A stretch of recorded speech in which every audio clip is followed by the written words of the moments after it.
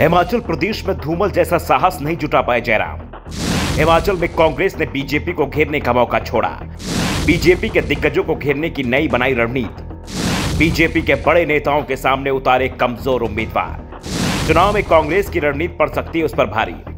हिमाचल प्रदेश विधानसभा चुनाव में इस बार वीरभद्र सिंह दिखाई नहीं दे रहे हैं। उनकी कमी कांग्रेस ही नहीं, पूरा हिमाचल प्रदेश महसूस कर रहा है। पिछले 4 दशक में यह पहला चुनाव है जो बिना वीरभद्र सिंह के लड़ा जा रहा है। वीरभद्र की याद इसलिए की जा रही है कि उनके अंदर जो साहस था वो आज पहाड़ पर कोई नेता नहीं दिखा पा रहा है, ना तो कांग्रेस का और ना ही सत्ताधारी बीजेपी का। यहां तक कि सीएम जयराम ठाकुर भी सेफ गेम खेल रहे हैं। उनकी कैबिनेट के सभी मंत्री भी सेफ गेम खेल रहे हैं। दूसरी ओर कांग्रेस में आधा दर्जन से ज्यादा सीएम पद के दावेदार हैं, लेकिन साहस उनमें से कोई भी नहीं जुटा पा रहा है। युद्ध और सियासत का उसूल है, लड़ाई में जीत उसकी होती है जो युद्ध शुरू होने से पहले मनोवैज्ञानिक बढ़त हासिल कर लेता है। कमजोर सेना भी बड़े मनोबल के साथ मजबूत सेना को हरा देती है।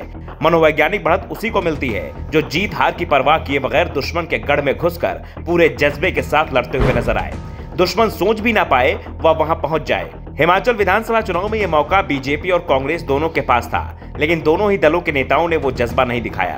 दूसरे के गढ़ में अपना मजबूत उम्मीदवार उतारने का साहस कोई नहीं दिखा पाया। जयराम ठाकुर और उनकी कैबिनेट के मंत्री कांग्रेस के मजबूत गढ़ में चुनाव लड़ने से कन्नी काटते रहे।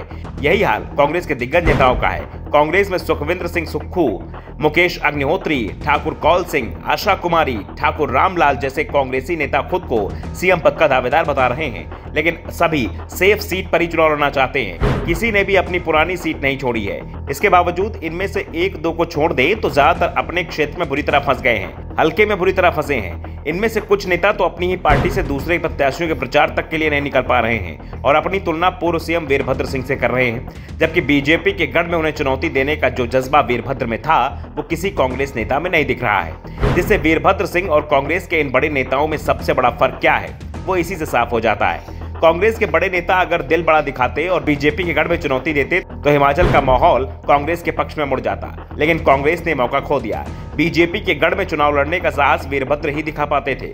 वीरभद्र रोहडू, रामपुर, जुब्बल कोटखाई, शिमला ग्रामीण और अर्की से चुनाव लड़े।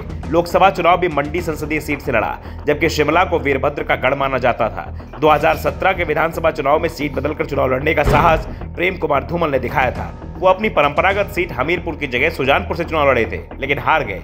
प्रेम कुमार धूमल बीजेपी के सीएम उम्मीदवार थे। बीजेपी चुनाव जीती, लेकिन धूमल हार गए, इसलिए सीएम नहीं बन पाए। इस हार के साथ ही धूमल के राजनीतिक करियर का भी एक तरह से अंत हो गया। कांग्रेस में नहीं बल्कि बीजेपी में भी यही स्थिति दिखाई देती है। पार्टी दावा कर रही है कि 5 साल के दौरान प्रदेश में रिकॉर्ड विकास हुआ है, मगर उसके सीएम फेस जयराम ठाकुर से लेकर विक्रम सिंह ठाकुर, वीरेंद्र कंवर, डॉक्टर राजीव बिंदल तक से कोई नेता अपनी सुरक्षित सीट छोड़कर दूसरे चुनाव क्षेत्र में उतरने का साहस नहीं दिखा पाया।